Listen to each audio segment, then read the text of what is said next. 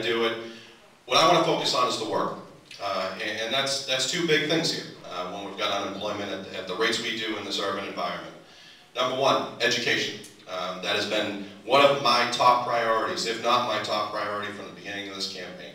I've been out there talking to teachers, visiting schools, visited a school with Patrick the same day, going and meeting with principals, talking with parents, talking with our moms clubs, some young mothers in this neighborhood that want to raise their kids here and are disgusted at the fact that their own membership is moving to suburban towns because of schools. It's probably the #1 reason we are losing our families here in the neighborhood.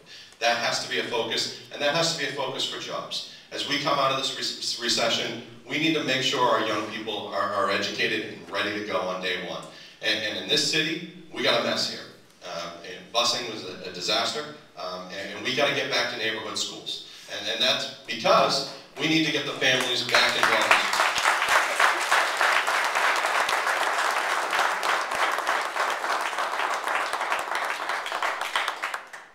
Like I was saying, it's because we need to get the families back in the schools, and that's so important on so many levels. And we also need to, on another level, be focusing on our school to career. That's a huge thing here in the neighborhood. That's something I want to focus on at the state level. There's a program called the Boston PIC Association. They're out there, they're in the schools, working with these kids, working on their resumes. I was actually a job shadow. Participated in the job shadow, had a couple of youngsters come into my law firm and sit with me for the day. I was incredibly impressed. Those are the kind of programs we need to have in our local schools to get our kids ready for this global economy, this 21st century economy, get them prepared for four-year colleges.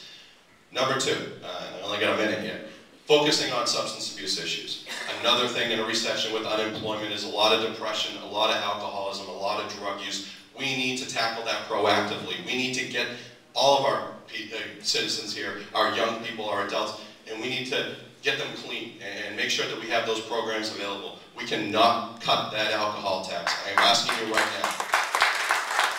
Please, vote no. That supports the Gavin Foundation. That supports other programs here in the neighborhood that support our community, and we cannot turn our backs on any residents in this neighborhood. And I want to thank you again.